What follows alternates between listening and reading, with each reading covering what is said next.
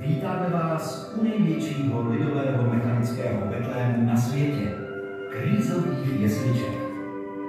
Jejich autorem je jindřichohradecký účovářský mistr Tomáš Krýza, který žil v našem městě v letech 1838 až 1918.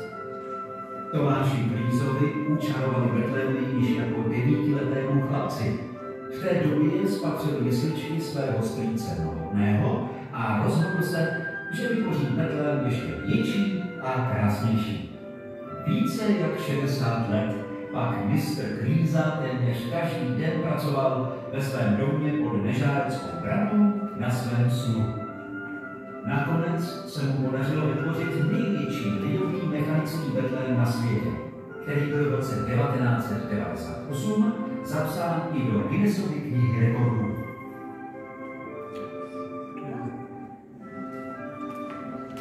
Nejstarší část Krýzových jesliček tvoří působivá scéna narození Páně se slavou rodinou, 3 krávy, darovníky a zvířaty.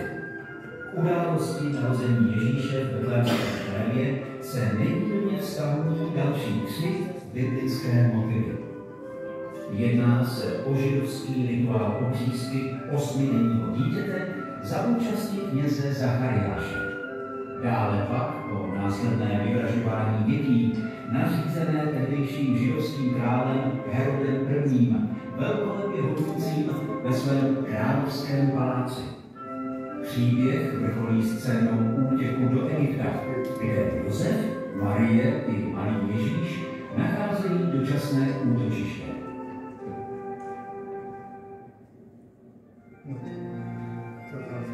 Nedílnou součástí celého betlému jsou městské a venkovské scenérie, zachycující život lidí v 19. století. Svou propracovaností, jemnými detaily i množstvím pohybujících se figurek nás upoutá především rozsáhlá zemědělská usedlost a hamr, mlýn nebo kovárna, tvořící nosné uskupení vesnické krajiny. Tradiční motivy lidové betlémské scény ozvláštňuje postava svatého Jiljí, poustevníka žijícího v jeskyni spolu s jelenem a kostlivcem.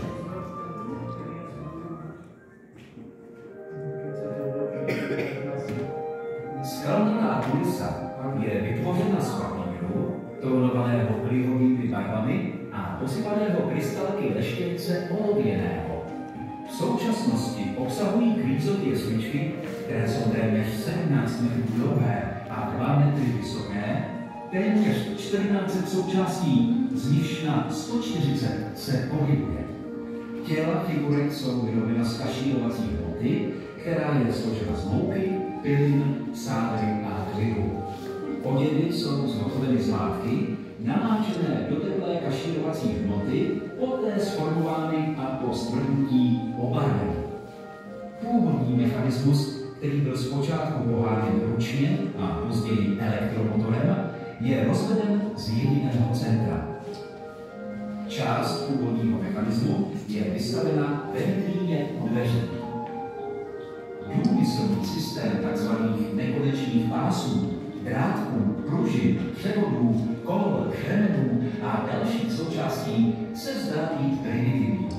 Ale uvážíme-li, že autor při jeho sestavování využil doslova vše, co se dalo a co měl právě po ruce, a přesto tento systém pracuje s menšími úpravami až dodnes, právem je můžeme považovat za raritu.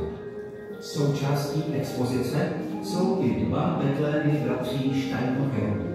Vlevo je umístěn statický betlém Bohdana Steinmachera a vpravo pohyblivý od Emanuela Steinmachera.